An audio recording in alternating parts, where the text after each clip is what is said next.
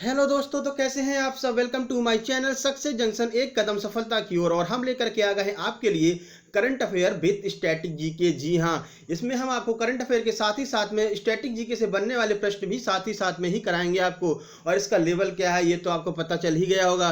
UPPCS के exam में 12 प्रश्न सीधे सीधे करंट अफेयर और स्टैटिक के आए थे, जिनमें से 10 प्रश्न सीधे सीधे हमारी वीडियो से ही आए थे। तो प्रश्न बहुत ही महत्वपूर्ण होने वाले हैं, ये वीडियो बहुत ही महत्वपूर्ण होने वाली है। इससे पहले हम current affair with static GK की 16 वीडियो करा चुके हैं और उन्हीं में से प्रश्न यूपीपीसीएस में आए थे भाई। तो आगे जो प्रश्न आने वाले हैं, आगे जो प्रश्न पत्र आपके आने वाले हैं, वो इन्हीं वीडियो में से आएंगे। इन्हीं से ही करंट अफेयर और स्टैटिक जीके के प्रश्न आने वाले हैं। रेलवे भी इन्हीं को ही कवर करेगी, तो इसलिए ये प्रश्न हो जाते हैं बहुत ही ज्यादा महत्वपूर्ण। तो आइए बिना समय गंवाए चलते हैं प्रश्न नंबर 1 की तरफ। प्रश्न नंबर 1 है, 2019-20 के लिए किस गोलकीपर को सर्वश्रेष्ठ भारतीय फुटबॉलर का पुरस्कार दिया गया है। ऑप्शन ए है बाईचुंग भूटिया, ऑप्शन बी है गुरप्रीत सिंह संधू, ऑप्शन सी है राहुल द्रविड़ और ऑप्शन डी है संजू यादव। तो बताइए किसे दिया गया है यहां पर सर्वश्रेष्ठ गोलकीपर का पुरस्कार। तो आइए देख लेते हैं इसका आंसर। तो इसका आंसर है बी, यानी कि भारतीय फुटबॉल महासंघ के द्वारा हर वर्ष यहां पर पुरस्कार दिए जाते हैं फुटबॉलर के। तो इस बार का जो फुटबॉलर का पुरस्कार है वो गुरप्रीत सिंह संधू को दिया गया है, जो भारत के एक गोलकीपर हैं। आपसे ये भी पूछा जा सकता है गुरप्रीत सिंह संधू संबंधित हैं, फुटबॉलर हैं, क्रिकेटर हैं या फिर हॉकी से हैं, किससे हैं। तो ये फुटबॉलर हैं और फुटबॉल में भी गोलकीपर हैं। और इनका नाम तो हमने आपको याद कराया था जब हम आपको फुटबॉल की कप और ट्रॉफियां याद करा रहे थे भाई। 10 मिनट में हमने आपको 22 कप और ट्रॉफियां याद कराई हैं। उसमें हमने आपको बताया था 11 च्युइंगम चबाते हुए आशुतोष चला गया था। तो कैसे याद आ गया, 11 खिलाड़ी होते हैं फुटबॉल में और आशुतोष कप किससे संबंधित होता है, फुटबॉल से संबंधित होता है। और गुरप्रीत सिंह संधू का नाम तो हमने आपको उसमें भी याद कराया था। बाईचुंग भूटिया का याद कराया था हमने कि च्युइंगम चबाते हुए, तो च्युइंगम चबाने से हमने आपको बाईचुंग भूटिया याद कराया था। तो हमने ट्रिक के माध्यम से आपको फुटबॉल के कप और ट्रॉफियां 22 कप और ट्रॉफियां मात्र 10 मिनट में याद करा दी हैं। अगर आपने वो वीडियो नहीं देखी हो तो एक बार प्रीवियस वीडियो जाकर के देख लीजिएगा, या फिर हम ऐसा करेंगे उस वीडियो की लिंक हम आपको डिस्क्रिप्शन बॉक्स में दे देंगे। आप डिस्क्रिप्शन बॉक्स में कैसे जाएंगे, हमारे टाइटल के ऊपर जैसे ही क्लिक करेंगे नीचे डिस्क्रिप्शन बॉक्स ओपन हो जाएगा, उसमें बहुत सारी लिंक दी होंगी, वहां पर जाकर के आप प्रीवियस वीडियो भी देख सकते हैं। तो यहां पर इसका आंसर हो गया गुरप्रीत सिंह संधू। इससे पहले 2018-19 का सर्वश्रेष्ठ भारतीय फुटबॉलर का जो खिताब है वो सुनील छेत्री को दिया गया। तो आपसे प्रीवियस भी पूछ सकते हैं और नया भी पूछ सकते हैं, तो दोनों आपको यहां पर क्लियर हो गया और आपको यह भी पता चल गया कि गुरप्रीत सिंह संधू किस खेल से संबंधित हैं। चलते हैं प्रश्न नंबर 2 की तरफ। प्रश्न नंबर 2 आपके सामने आ रहा है, आइए देखते हैं प्रश्न नंबर 2। तो ये रहा आपके सामने प्रश्न नंबर 2। स्टैटिक का बहुत ही महत्वपूर्ण प्रश्न है, इनमें से किस ग्रह का नाम एक रोमन देवता जीउस के नाम पर रखा गया है। ऑप्शन ए है बृहस्पति, ऑप्शन बी है शुक्र, ऑप्शन सी है मंगल और ऑप्शन डी है पृथ्वी। तो बताइए किस ग्रह का नाम यहां पर एक रोमन देवता जीउस के नाम पर रखा गया है। आइए देख लेते हैं इसका आंसर। तो देखिए इसका आंसर है ए, यानी बृहस्पति ग्रह का नाम जो एक रोमन देवता है जीउस उनके नाम पर रखा गया है। और बृहस्पति ग्रह भाई सौरमंडल का सबसे बड़ा ग्रह है, ये तो आपको पता ही होगा। तो चलते हैं प्रश्न नंबर 3 की तरफ। महत्वपूर्ण प्रश्नों की ये सीरीज चल रही है, एक एक प्रश्न बहुत ही महत्वपूर्ण है, अपने दिमाग में बिठाते जाइए भाई। करंट अफेयर और स्टैटिक जीके का ये प्रश्न रेलवे में आने वाले हैं, जेल पहरी में आने वाले हैं, हर परीक्षाओं में आते हैं। और हम आपको ये वादा करते हैं कि एक भी प्रश्न हमारे वीडियो से बाहर नहीं जाने वाला है। इसका एग्जाम्पल आपको यूपीपीसीएस 2020 में मिल ही गया होगा। तो चलते हैं प्रश्न नंबर 3 की तरफ। तो ये आ गया आपके सामने प्रश्न नंबर 3। ये थोड़ा आपको कंफ्यूज कर सकता है, इसलिए ध्यान से सुनिएगा। भारत की प्रथम एयरलाइन महिला पायलट कौन है। भारत की प्रथम एयरलाइन पायलट कौन है, वो भी महिला। Option A Harita Kaur Dayal, option B है प्रतिभा नायर, ऑप्शन सी है दुर्गा बनर्जी और ऑप्शन डी अन्नपूर्णा राठौर। तो इसका आंसर है सी, दुर्गा बनर्जी। अब आपके दिमाग में एक और सब प्रश्न आ रहा होगा कि दुर्गा बनर्जी कैसे हो गई, यहां तो कुछ और हमको याद आ रहा है। तो आइए हम आपको वो कंफ्यूजन भी दूर कर देते हैं। देखिए भारत की पहली महिला एयरलाइंस पायलट दुर्गा बनर्जी हैं, वहीं पहली फाइटर पायलट हरिता कौर दयाल है भाई। फाइटर पायलट मतलब इंडियन एयरफोर्स में शामिल होने वाली पहली जो फाइटर पायलट हैं वो हरिता कौर दयाल हैं। और जो एयरलाइंस होती है यानी सवारी वाहन को उड़ाने वाली पहली महिला पायलट वो पायलट दुर्गा बनर्जी हैं। तो यहाँ से अब आपका दोनों कंफ्यूजन यहाँ पर क्लियर हो चुका होगा, उम्मीद ऐसा करते हैं हम। तो चलते हैं प्रश्न नंबर 4 की तरफ। ये दोनों में से कोई भी प्रश्न आपसे पूछा जा सकता है, इसलिए सारे के सारे डिस्क्रिप्शन भी बहुत ही महत्वपूर्ण होने वाले हैं। तो आप बिल्कुल कान खोल करके और दिमाग खोल करके इन प्रश्नों को देखते जाइए। आपको कहीं और जाने की बिल्कुल भी जरूरत नहीं है, आप सक्सेस जंक्शन पर स्टडी करिए, A1 स्टडी आपको कराई जाएगी। चलते हैं प्रश्न नंबर 4 की तरफ। तो ये आ गया आपके सामने प्रश्न नंबर 4। भारतीय संविधान में अंतिम हस्ताक्षर किसके हुए थे? ये भाई अच्छे अच्छों से पूछ लेना, अच्छे अच्छों को नहीं पता होगा, जो अपने आप को बहुत ही विख्याता मानते होंगे उनको भी नहीं पता होगा। ऑप्शन ए है जवाहरलाल नेहरू, ऑप्शन बी है doctor Rajendra Prasad, option C है मदन मोहन मालवीय और ऑप्शन डी है फिरोज गांधी। तो बताइए किसका यहाँ पर अंतिम हस्ताक्षर हुआ था जब भारतीय संविधान बन करके तैयार हो गया था? आइए इसका आंसर देख लेते हैं। तो इसका आंसर डी यानी कि फिरोज गांधी का यहाँ पर हस्ताक्षर हुआ था जब भारतीय संविधान पूरा बन करके तैयार हो गया था। और कब बना, कैसे बना, ये सारी हमने आपको पॉलिटी की वीडियो में संविधान के बारे में तो पूरा डिस्क्रिप्टिव बता रखा है। संविधान तो ऐसे एकदम खोल करके पन्ने पन्ने खोल करके पढ़ा दिया हमने आपको संविधान। तो भारतीय संविधान के संपूर्ण होने के बाद आखिरी हस्ताक्षर फिरोज गांधी ने किए थे। और फिरोज गांधी इंदिरा गांधी के पति थे। बहुत बार ये कंफ्यूजन हो जाता है कि फिरोज गांधी इंदिरा गांधी के पति थे या सोनिया गांधी के, ऐसे मतलब कंफ्यूजन हो जाता है। तो यहाँ पर हम आपको बता देते हैं कि फिरोज गांधी इंदिरा गांधी के पति थे, यानी कि राजीव गांधी के पिताजी थे। तो चलते हैं अगले प्रश्न की तरफ। प्रश्न नंबर 5 आपके सामने आ रहा है, आइए देखते हैं। तो ये देखिए प्रश्न नंबर 5, विश्व नारियल दिवस कब मनाया जाता है? क्योंकि अभी हाल ही में मनाया गया है तो ये आपके लिए हो जाता है महत्वपूर्ण। ऑप्शन ए है 1 सितंबर, ऑप्शन बी है 2 सितंबर, ऑप्शन सी है 3 सितंबर और ऑप्शन डी है 4 सितंबर। तो आइए देख लेते हैं इसका आंसर। तो ये आ गया इसका आंसर। इसका आंसर है बी यानी कि 2 सितंबर को विश्व नारियल दिवस मनाया जाता है। क्यों मनाया जाता है? तो देखिए इस दिन Asia and Pacific coconut community की स्थापना हुई थी, यानी कि इस कम्युनिटी की स्थापना होने की वजह से 2 सितंबर को विश्व नारियल दिवस के रूप में मनाया जाता है। चलते हैं अगले प्रश्न की तरफ। तो अगला प्रश्न आपके सामने आ रहा है, प्रश्न नंबर 6, आजादी, फ्रीडम, फेसिज्म, फिक्शन किसकी किताब का नाम है? देखिए ये तो बहुत ही फेमस राइटर हैं जिनकी किताब का ये नाम है। और आपको ये इनकी एक और किताब है, उस किताब का नाम तो आपने बहुत बार सुना होगा, परीक्षाओं में तो हजारों बार वो प्रश्न आया हुआ है। अगर आपने परीक्षा दी होगी तो आपने कई बार प्रश्न सुना होगा वो उस किताब का नाम। पहले इसका ऑप्शन देख लेते हैं। ऑप्शन ए है चेतन भगत, ऑप्शन बी है अरुंधति राय, ऑप्शन सी अशोक लवासा और ऑप्शन डी वेंकैया नायडू। तो आइए बता देते हैं कि इसका आंसर क्या होने वाला है। तो इसका आंसर है बी यानी कि अरुंधति राय। और अरुंधति राय की एक और बहुत ही फेमस किताब है, आइए बताते हैं। आजादी, फ्रीडम, फेसिज्म, फिक्शन अरुंधति राय की किताब का नाम है। इनकी एक बहुत ही फेमस किताब है जो कौन सी है? The God is a small things. आपने इस किताब का नाम तो बहुत बार सुना होगा अगर आपने परीक्षाएं दी हैं तो। और ये आगामी परीक्षाओं में भी आ सकता है। अब हो सकता है कि लेवल तो चेंज हो ही रहा है पर परीक्षाओं का, तो हो सकता है ये किताब हो गई है पुरानी। अब आपसे उनकी नई किताब का नाम पूछ सकते हैं। तो नई किताब का नाम क्या है? आजादी, फ्रीडम, फेसिज्म और फिक्शन। ये तीनों ये जो नाम है ये उनकी एक किताब का नाम है। तो इस किताब को नाम को आप बड़े अच्छे से याद कर लीजिए, क्योंकि ये जो दूसरी किताब है the God is small thing ये पुरानी हो चुकी है। तो भाई अब नया प्रश्न पूछ सकते हैं क्योंकि अरुंधति राय जो है बहुत ही फेमस राइटर हैं। चलते हैं अगले प्रश्न की तरफ। प्रश्न नंबर 7 आपके सामने आ रहा है, आइए देखते हैं प्रश्न नंबर 7। ये रहा प्रश्न नंबर 7, कोरोना संक्रमण के कारण कौन से क्रम के राष्ट्रीय खेल यानी नेशनल गेम्स को स्थगित कर दिया गया है? इस वर्ष नेशनल गेम्स होने वाले थे, तो कौन से नंबर के ये नेशनल गेम्स होने वाले थे जिनको स्थगित कर दिया गया है अनिश्चितकालीन समय के लिए? ऑप्शन ए है 35वें, ऑप्शन बी है 32वें, ऑप्शन सी है 36वें और ऑप्शन डी है 37वें। आइए देख लेते हैं इसका आंसर। तो देखिए इसका आंसर है सी। और ये कहां पर होने वाला था वो भी हम आपको बताने वाले हैं। यानी कि गोवा में होने वाले जो नेशनल गेम्स थे 20 अक्टूबर से 4 नवंबर तक होने वाले थे, ये उन्हें क्या किया गया? स्थगित कर दिया गया है। और ये भी नहीं बताया है कि कब दोबारा हम करवाएंगे। तो नई तिथियां अभी इसकी घोषित नहीं हुई हैं। तो ये हो गया आपका प्रश्न नंबर 7। उम्मीद करते हैं आपको समझ में आ गया होगा। तो चलते हैं प्रश्न नंबर 8 की तरफ। तो प्रश्न नंबर 8 आपके सामने आ रहा है, आइए देखते हैं प्रश्न नंबर 8। तो ये आ गया प्रश्न नंबर 8, भारत व रूस की नौसेनाओं का संयुक्त युद्धाभ्यास बंगाल की खाड़ी में संपन्न हुआ।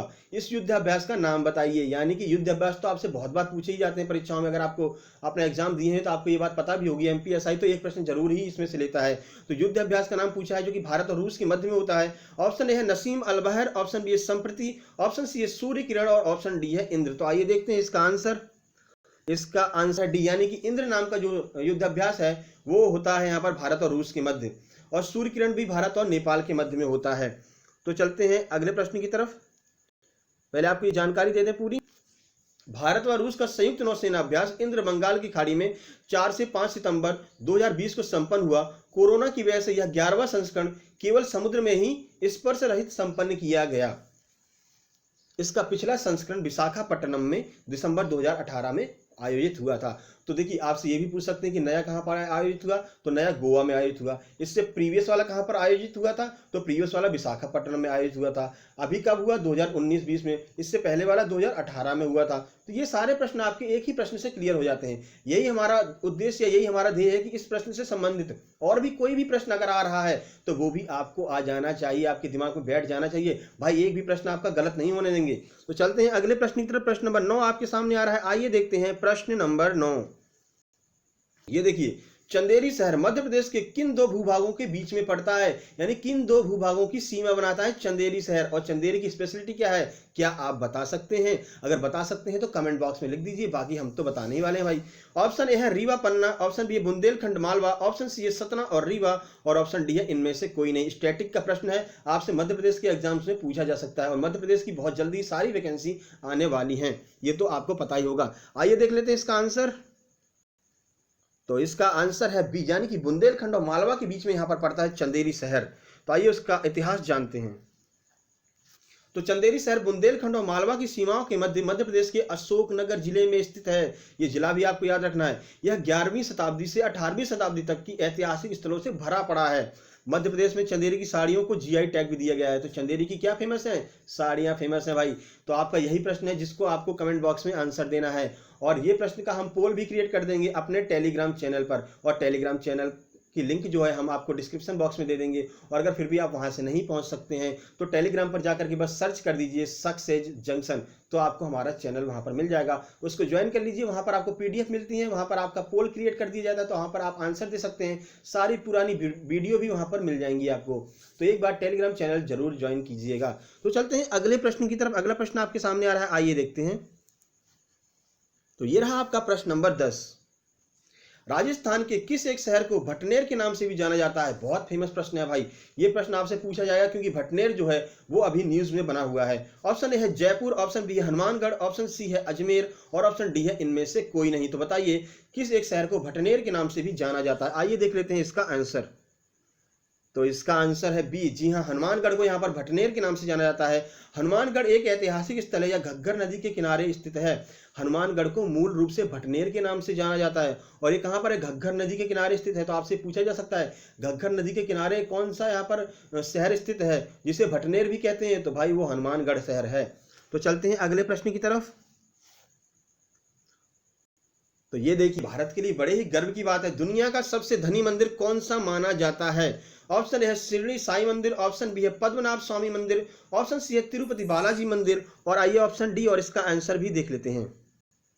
ऑप्शन है इस्कॉन टेम्पल। आइए बताते हैं इसका आंसर। इसका आंसर है बी, यानी कि पद्मनाभ स्वामी मंदिर सबसे ज्यादा धनी माना जाता है यहाँ पूरी दुनिया में। तो कहां पर स्थित है इसका आइए हम बता देते हैं, क्योंकि ये स्टैटिक में भी आपसे पूछा जा सकता है। तो देखिए, दुनिया का सबसे धनी मंदिर पद्मनाभ स्वामी मंदिर केरल में स्थित है। इसे 26 अगस्त 2020 को सख्त कोविड-19 दिशा निर्देशों के साथ में खोल दिया गया। अभी तक ये बहुत समय से बंद था क्योंकि कोविड-19 की वजह से। अब इसे खोल दिया गया है तो ये आ गया है न्यूज में, और क्योंकि सबसे धनी मंदिर है तो ये प्रश्न आपसे पूछा जा सकता है आगामी परीक्षाओं में। तो इस प्रश्न को बड़े अच्छे से, बड़े एकदम दिमाग में भर करके रख लीजिए, ये प्रश्न तो आपका आने वाला है आगामी परीक्षाओं में। चलते हैं प्रश्न नंबर 12 की तरफ। तो प्रश्न 12 है, सौर चक्र 25 क्या है? ऑप्शन ए है सूर्य की 25वीं किरण, ऑप्शन बी है सूर्य के 25 लाख वर्ष पूरे हुए हैं, ऑप्शन सी एक नया सौर चक्र है, और ऑप्शन डी है इनमें से कोई नहीं। तो आइए देख लेते हैं इसका आंसर। तो देखिए, इसका आंसर है सी, यानी कि सौर चक्र जो सौर चक्र 25 है, सूर्य का एक नया चक्र है। यह चक्र हर 11 वर्ष के बाद आता है। सौर चक्र में परिवर्तन की वजह से पृथ्वी पर धूमिल दिखना और ठंडी का बढ़ जाना आदि घटनाएं देखने को मिलेंगी। यहाँ पर वैज्ञानिकों ने कहा है कि जो सौर चक्र का बदलाव आया है इसकी वजह से पृथ्वी पर थोड़ा हल्का हल्का धूमिल दिखेगा और ठंडी भी बढ़ सकती है। यानी कि सूर्य में जो नाभिक संलयन की प्रक्रिया है वो अब धीरे धीरे कम हो रही है, जिसकी वजह से गर्माहट कम आएगी और पृथ्वी पर ठंडी जो है धीरे धीरे बढ़ सकती है। ये तो आपको पता ही होगा कि नाभिक संलयन सूर्य के अंदर होती है और हाइड्रोजन हीलियम में बदलता रहता है और सूर्य से रोशनी निकलती रहती है। ये पूरी जानकारी हमने आपको विज्ञान की सीरीज में पूरी दे दी है, जब हम आपसे विज्ञान करा रहे थे, स्पेशली रेलवे वालों के लिए साइंस जब हम करा रहे थे, तो कैसे नाभिक संलयन होता है, कैसे क्या प्रक्रिया होती है, सारी बातें हम आपको करा चुके हैं। एक बार प्रीवियस वीडियो विज्ञान की जाकर के जरूर देख लीजिएगा, डिस्क्रिप्शन बॉक्स में आपको उसकी लिंक भी मिल जाएगी।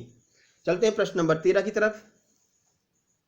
तो प्रश्न नंबर 13 है, किस देश ने 10,000 रोहिंग्या मुसलमानों को भाषण 4 द्वीप पर बसाने की योजना तैयार की है? और रोहिंग्या मुसलमान तो भाई न्यूज में बने हुए हैं, तो आपसे ये प्रश्न भी पूछा जा सकता है। ऑप्शन ए है म्यांमार, ऑप्शन बी है तुर्की, ऑप्शन सी है बांग्लादेश और ऑप्शन डी है साइप्रस। तो बताइए किस देश ने यहाँ पर 10,000 रोहिंग्या मुसलमानों को भाषण 4 द्वीप पर बसाने की योजना तैयार की है? आइए देखते हैं।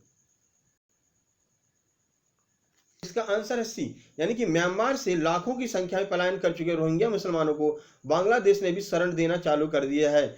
अब इन्हें उक्त द्वीप पर बसाने का निर्णय 26 अगस्त 2020 को सरकार के द्वारा लिया गया है। यानी कि अब बांग्लादेश जो है रोहिंग्या मुसलमानों को अपने एक द्वीप पर यानी भाषण 4 द्वीप पर यहाँ पर रहने के लिए जगह देने वाला है। तो ये भी आपके लिए बहुत ही ज़्यादा महत्वपूर्ण प्रश्न बन सकता है, क्योंकि ये परीक्षाओं में आ सकता है। अभी न्यूज़ में बना हुआ है और रोहिंग्या मुसलमान तो एक हॉट टॉपिक है, इसके ऊपर तो बहुत सारी मतलब कि समझ विवादित न्यूज़ है, इसके ऊपर बहुत सारी यहाँ पर चर्चाएं चल रही हैं। तो ये आपके प्रश्न जो है परीक्षाओं में पूछा जा सकता है। चलते हैं अगले प्रश्न की तरफ। ये आज आपके सामने अगला प्रश्न, केंद्र सरकार द्वारा मानसिक स्वास्थ्य पुनर्वास हेतु किस हेल्पलाइन सेवा को प्रारंभ किया गया है?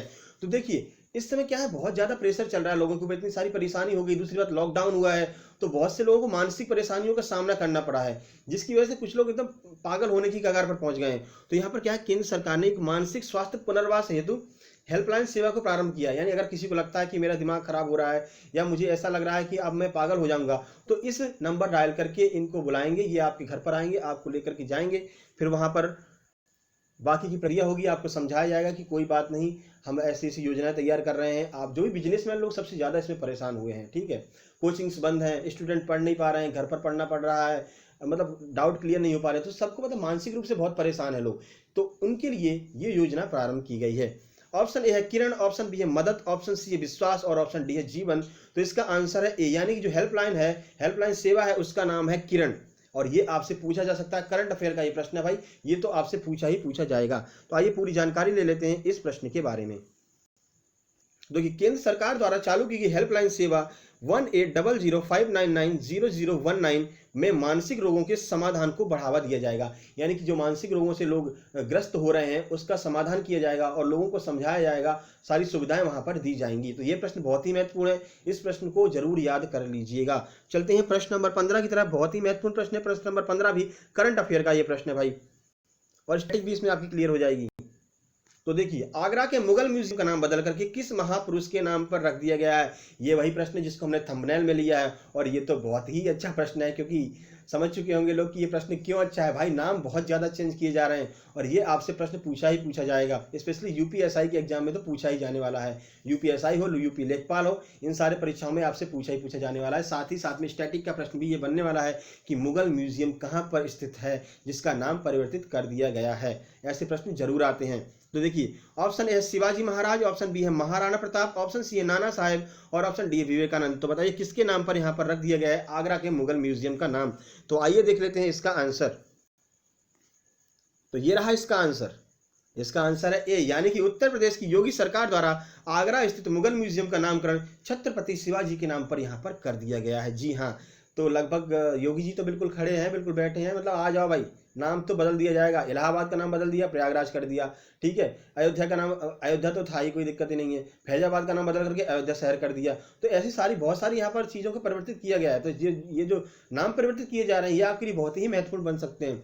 इसके लिए हम एक काम करेंगे, अलग से एक वीडियो बना करके दे देंगे आपके लिए, क्योंकि इनमें से 3 से 4 प्रश्न आ सकते हैं रेलवे के एग्जाम में, जेल प्रहरी के एग्जाम में, पुलिस के एग्जाम में, एसआई के एग्जाम में। तो इसके लिए हम एक अलग से वीडियो आपको बना करके दे देंगे कि कौन कौन से शहरों के नाम यहाँ पर परिवर्तित हुए हैं, कौन कौन से रेलवे स्टेशनों के नाम यहाँ पर परिवर्तित हुए हैं, किन किन स्मारकों के नाम परिवर्तित हुए हैं। तो उनके लिए एक हम अलग से वीडियो आपके लिए बना देंगे। और भाई जो हम वीडियो बनाएंगे ना, एक भी प्रश्न उससे बाहर नहीं जाने वाला, ये अपनी गारंटी रहती है, ये सक्सेस जंक्शन की गारंटी रहती है भाई। और ऐसा ही हुआ यूपी पीसीएस एग्जाम 2020 में।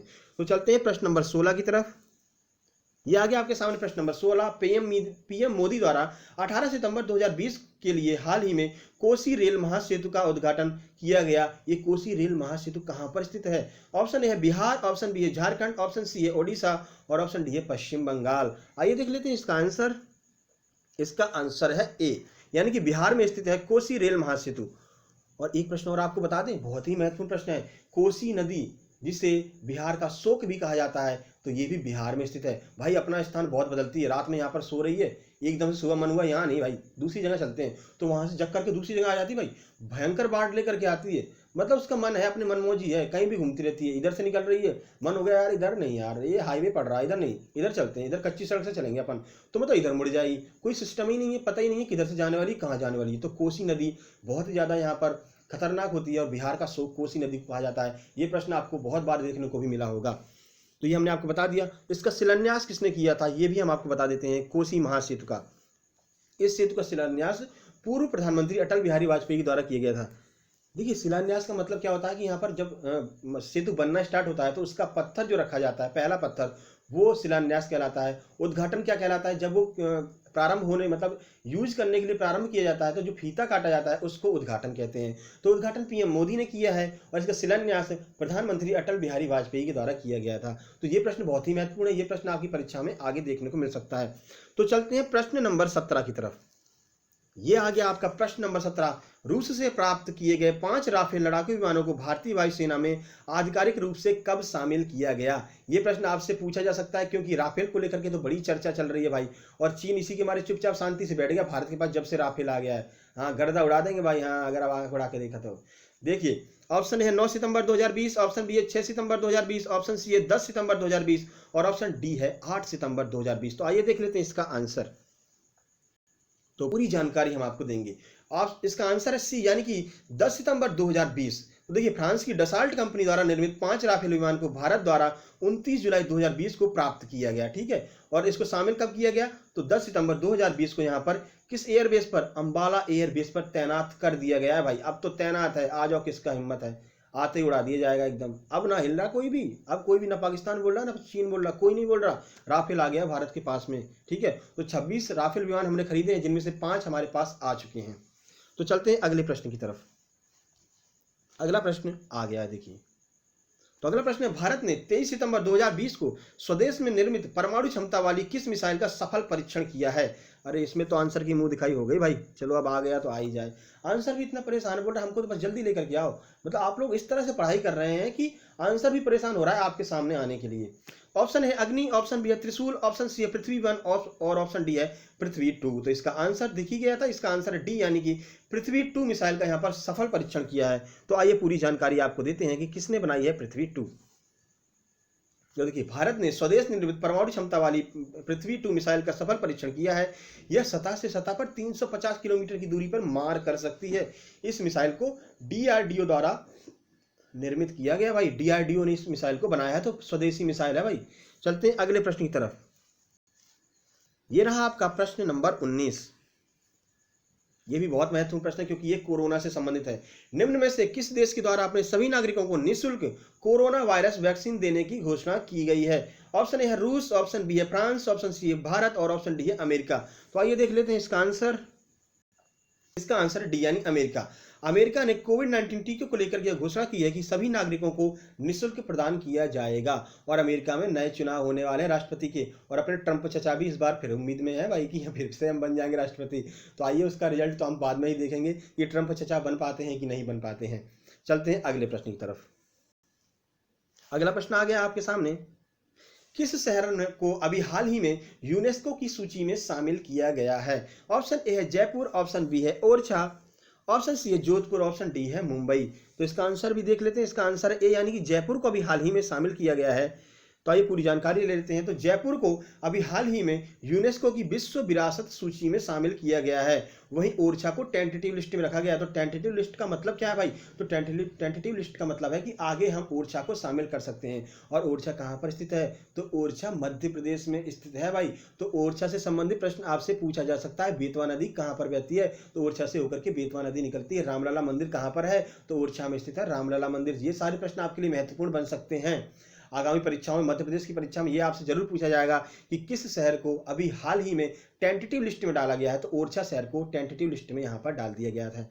तो ये थे हमारे 20 महत्वपूर्ण प्रश्न। आपको ये प्रश्न कैसे लगे, अपना फीडबैक जरूर दीजिएगा। और आप वहाँ से तैयारी कीजिए फिजिकल की, यानी कि आप तैयारी कीजिए आईपीसी से, फिजिकल की तैयारी कीजिए। और हम यहाँ से आपको कराएंगे रिटर्न की तैयारी, और आपका एग्जाम्स हो जाएगा बिल्कुल क्लीन ऑल क्लियर। कोई भी आपको रोकने वाला नहीं है। ठीक है, तो जल्द ही मिलते हैं अगली वीडियो। हमारी बहुत सारी वीडियो यहाँ पर आपको डिस्क्रिप्शन बॉक्स में मिल जाएंगी। डिस्क्रिप्शन बॉक्स में जाने के लिए टाइटल पर क्लिक कीजिएगा तो डिस्क्रिप्शन बॉक्स खुल जाएगा। वहाँ पर हम आपको जो हमने फुटबॉल की कहानियों के द्वारा फुटबॉल की कप और ट्रॉफियाँ 10 मिनट में आपको 22 कप और ट्रॉफियाँ, खिलाड़ियों के नाम और कितने खिलाड़ी होते हैं फुटबॉल में, हमने आपको याद कराया है बड़ी इंटरेस्टेड कहानी सुना करके, तो वो भी आपको वहाँ पर देखने को मिल जाएगी। जल्द ही मिलते हैं शाम को 4 बजे मैथ की एक बेहतरीन ट्रिक के साथ में। तब तक के लिए नमस्कार।